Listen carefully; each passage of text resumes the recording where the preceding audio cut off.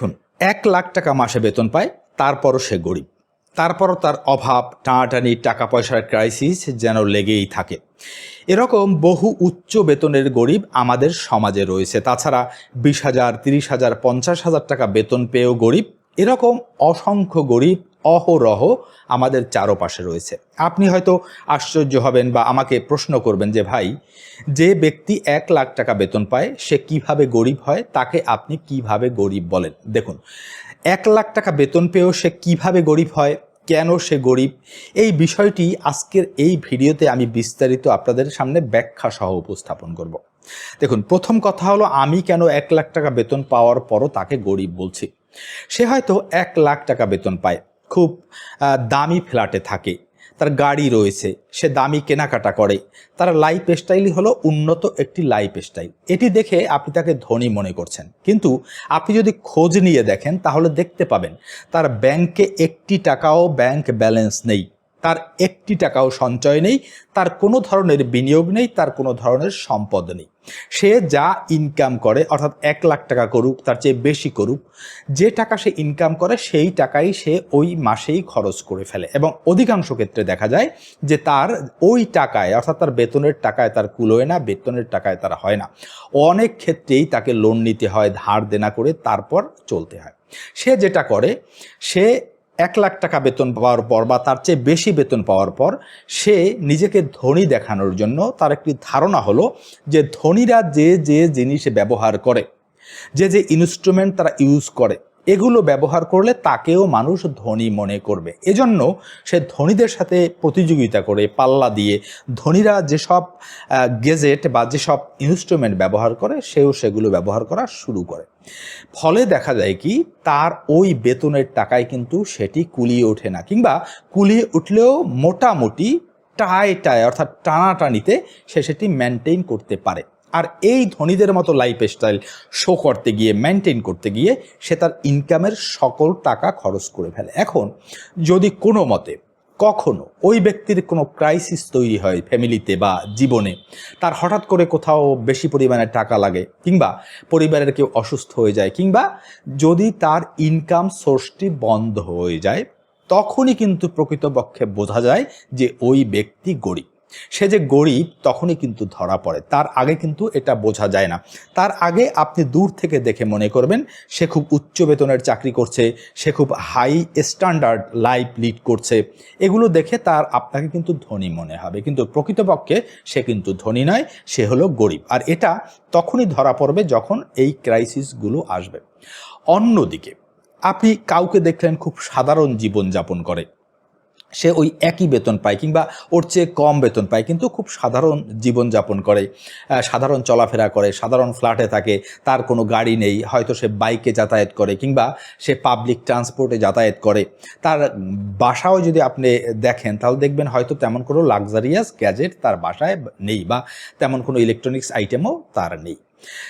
এই ব্যক্তি সাধারণ জীবনযাপন করা সত্ত্বেও আপনি যদি তার খোঁজ নেন একটু, তাহলে আপনি জানতে পারবেন যে তার ব্যাংক ব্যালেন্স খুব উচ্চ, অর্থাৎ অনেক টাকা তার ব্যাংক ব্যালেন্স রয়েছে, তার প্রচুর পরিমাণে সঞ্চয় রয়েছে, তার অনেক সেক্টরে ইনভেস্ট করা রয়েছে, অর্থাৎ ইনভেস্টমেন্ট রয়েছে, তাছাড়াও তার অনেক সম্পদ রয়েছে। এখন এই যে ব্যক্তি, দ্বিতীয় ব্যক্তি, সেও একই ইনকাম করে কিংবা এর চেয়েও কম ইনকাম করে, কিন্তু সাধারণ লাইফ স্টাইল মেনটেন করে, অর্থাৎ সে যেটি করে, সে ধনীদের মতো আচরণ করে না, ধনীদের মতো চলাফেরা করে না, ধনীদের মতো লাইফ লিড করে না, বরং তার ওই বাড়তি টাকাটি দিয়ে সে সঞ্চয় করে, ব্যাংক ব্যালেন্স তৈরি করে, সে ইনভেস্টমেন্ট করে, কিংবা সে সম্পদ তৈরি করে। এই যে দ্বিতীয় ব্যক্তি, ইনি হলেন প্রকৃত ধনী। আর প্রথম যে ব্যক্তির উদাহরণ আমি দিয়েছিলাম, যে ১,০০,০০০ টাকা বেতন কিংবা তার চেয়েও বেশি বেতন পাওয়ার পর সে ধনীদের মতো লাইফ স্টাইল লিড করে, সে হলো আসলে নকল ধনী, অর্থাৎ সে শো আপ করা, মানুষকে দেখানো ধনী। তাকে দেখলে আপনার ধনী মনে হবে, কিন্তু প্রকৃতপক্ষে সে ধনী নয়। যেমন কাজ চকচক করে ঠিকই, কিন্তু তাই বলে কাজ কিন্তু হীরা নয়। দেখুন, প্রকৃত ধনী কারা? প্রকৃত ধনী হলো তারা কখনো শো অফ করে না, তারা সাইলেন্স বা নীরবতা পছন্দ করে, তারা নীরবতায় সম্পদ, তারা নীরবতায় বিনিয়োগ এগুলো গড়ে তোলে, অর্থাৎ নীরবতায় তারা সাম্রাজ্য গড়ে তোলে, তারা কাউকে শো অফ বা দেখাতে যায় না, কিন্তু তাদের কিছু কিছু ইনস্ট্রুমেন্ট দেখলে আপনি হয়তো ধরে নিতে পারবেন যে এই ব্যক্তি ধনী, কিন্তু সেটি তারা স্বাভাবিক প্রক্রিয়াতে ব্যবহার করে, কিন্তু কাউকে শো অফ করার জন্য, দেখানোর জন্য সেগুলো তারা ব্যবহার করে না। সুতরাং আশা করি আপনি বুঝতে পেরেছেন কেন 1,00,000 টাকা বেতন পাওয়ার পরও আমি ওই ব্যক্তিকে গরিব বলছি। গরিব বলার মূল কারণ কিন্তু এগুলো। আর এই বিষয়গুলো সহই আরও অনেকগুলো বিষয় নিয়ে আলোচনা করা হয়েছে আমার লেখা বই অল্প ইনকামে ধনী হওয়ার উপায়। আপনি আপনার অল্প ইনকামকে কিভাবে সঠিকভাবে ম্যানেজমেন্ট করে এবং ইউটিলাইজ করে ধনী হয়ে উঠতে পারেন সে বিষয়ে বিস্তারিত আলোচনা করা হয়েছে এবং গাইডলাইন প্রদান করা হয়েছে আমার এই বইটিতে। আমার পরামর্শ হলো আপনি 2 কাপ কফি স্কিপ করে আমার বইটি পড়ে দেখতে পারেন, কারণ আমার এই বইটির আপনার জীবন পরিবর্তন করে দেওয়ার ক্ষমতা রয়েছে। আশা করি বইটি পড়ে আপনি হতাশ হবেন না। এটি একটি ইবুক এবং পিডিএফ আকারে। বইটির দাম রাখা হয়েছে মাত্র 199 টাকা। যারা বইটি ক্রয় করতে আগ্রহী হবেন তারা দয়া করে আমার এই স্ক্রিনে দেওয়া নাম্বারে আমাকে হোয়াটসঅ্যাপে মেসেজ করতে পারেন। দেখুন, এই যে এতক্ষণ আলোচনা করলাম যে 1,00,000 টাকা বেতন পেও, 1,00,000 একটা সিম্বলিক বিষয়।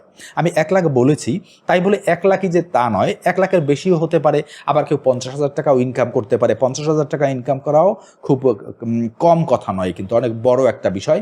খুব কম লোক 50,000 টাকা বাংলাদেশে বেতন পায় বা ভারতে বেতন পায়।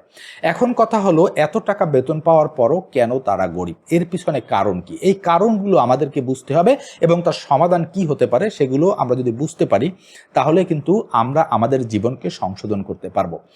এত উচ্চ বেতন পাওয়ার পরও কেন তারা গরিব? এর পিছনে 1 নাম্বার কারণটি হলো আয়ের চেয়ে ব্যয় বেশি করা।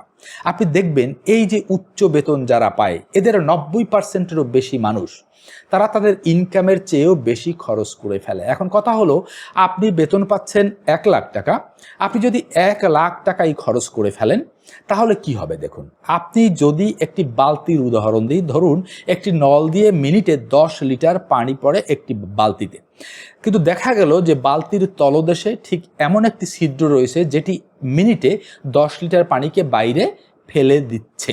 এখন কথা হলো, একটি নল আপনাকে 10 লিটার পানি দিচ্ছে বালতিতে, কিন্তু তলদেশ থেকে ছিদ্র থাকায় 10 লিটার পানি মিনিটে বের হয়ে যাচ্ছে। তাহলে কি হচ্ছে? আপনার বালতিতে কিন্তু কোনো প্রকারে পানি জমবে না। যদি কোনো কারণে ওই পানির নলটি বন্ধ হয়ে যায় তাহলে কিন্তু আপনার বালতি পানি শূন্য হয়ে যাবে। অর্থাৎ আপনার ইনকাম সোর্সটি যদি বন্ধ হয়ে যায় তখন কিন্তু আপনি মারাত্মক ক্রাইসিসে পড়বেন, আপনার বালতি কোনোদিনও ভরবে না। এখন কথা হলো, এই 1 নাম্বার ভুলটি অধিকাংশ উচ্চ বেতনের চাকরিজীবী বা যারা অনেক বেশি টাকা ইনকাম করে তারা করে থাকে। অর্থাৎ তারা যা ইনকাম করে তাই খরচ করে ফেলে। ফলে দেখা যায় মাস শেষে তাদের হাতে কিন্তু কোনো ধরনের ব্যালেন্স থাকে না, তাদের সঞ্চয়ও থাকে না, তাদের ব্যাংক ব্যালেন্সও জমে না, তারা বিনিয়োগও করতে পারে না, তারা সম্পদ বা একাধিক ইনকাম সোর্স তৈরি করতে পারে না।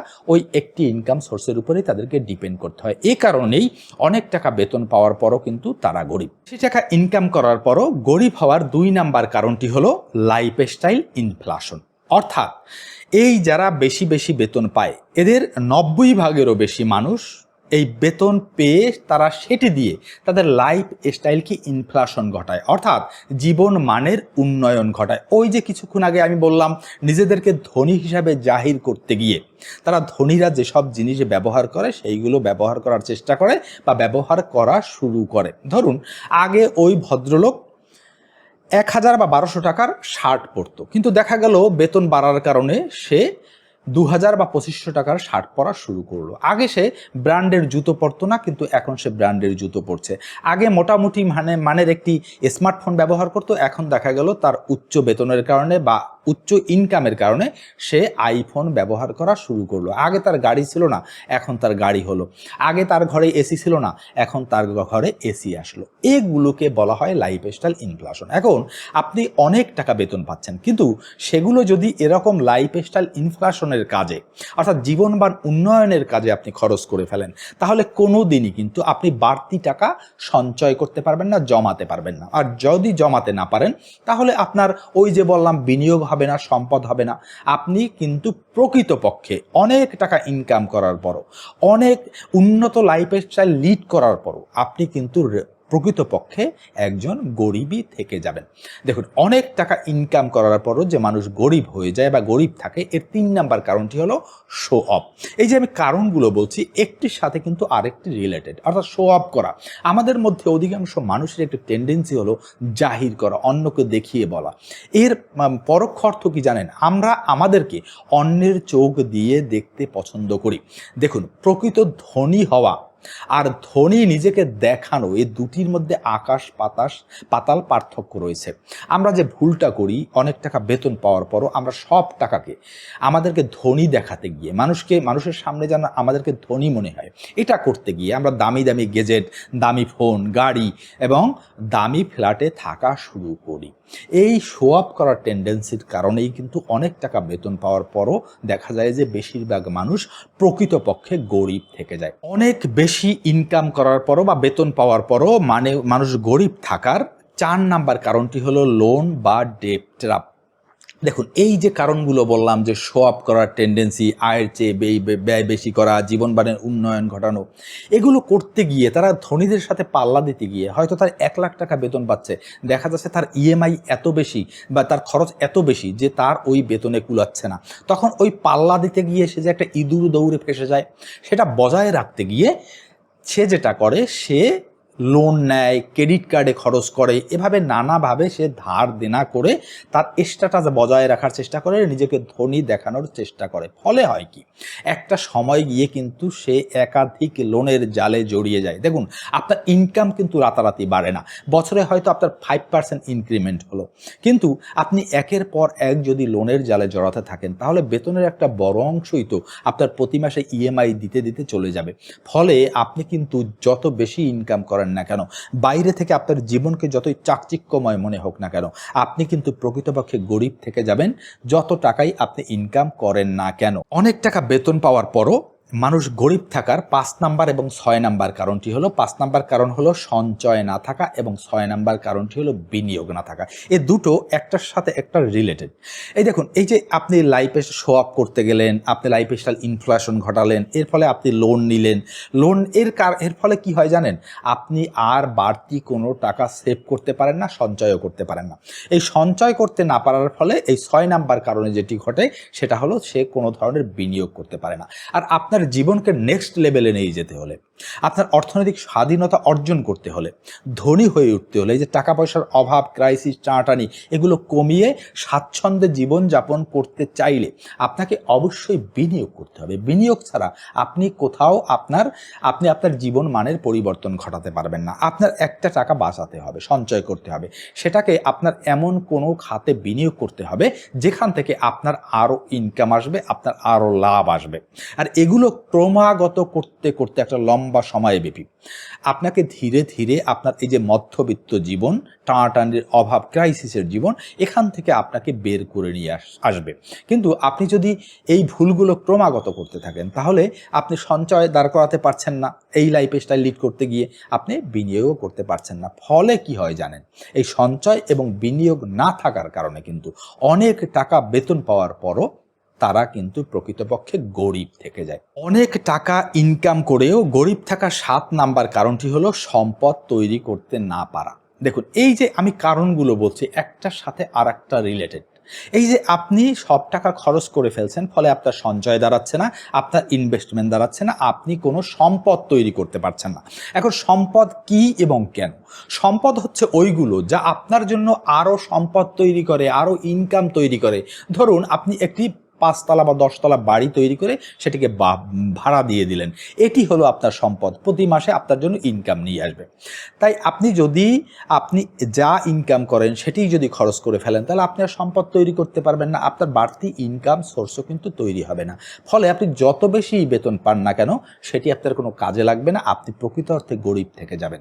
আর 8 নাম্বার যে কারণে মানুষ অনেক টাকা ইনকাম করেও গরিব থাকে, আমি বলবো এটি সবচেয়ে বেশি বা গুরুত্বপূর্ণ কারণ, সবচেয়ে গুরুত্বপূর্ণ কারণ হলো এটি, সেটি হলো ল্যাক অফ ফিনান্সিয়াল এডুকেশন, অর্থাৎ অর্থনৈতিক জ্ঞান না থাকা। দেখুন, আপনি হয়তো দেখবেন যে অনেক মানুষ লটারি জিতে টাকা পেয়েছে, কিংবা অনেকে পৈতৃক বা সূত্রে বা ওয়ারিশ সূত্রে অনেক সম্পদের মালিক হয়েছে।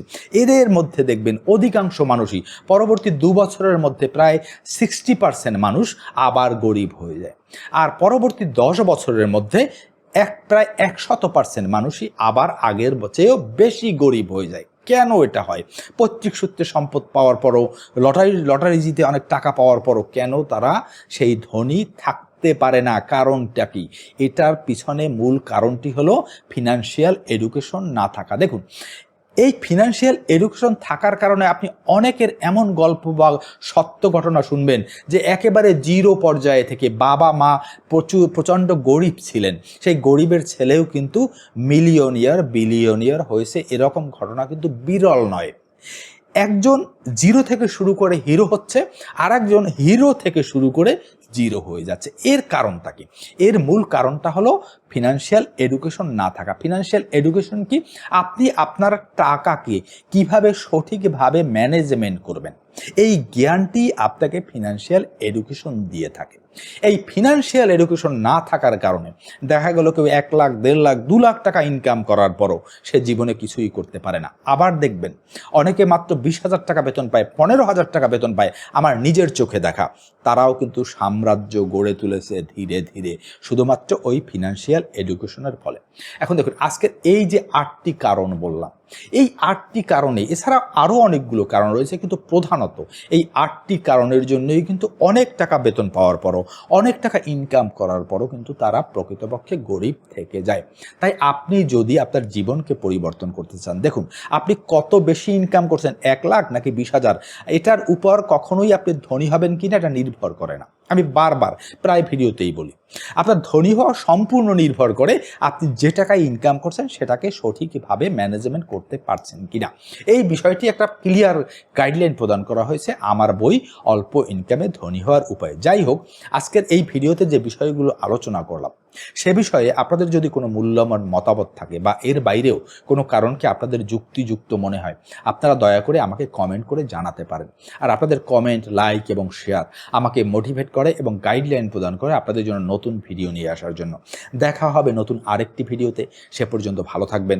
সকলকে ধন্যবাদ।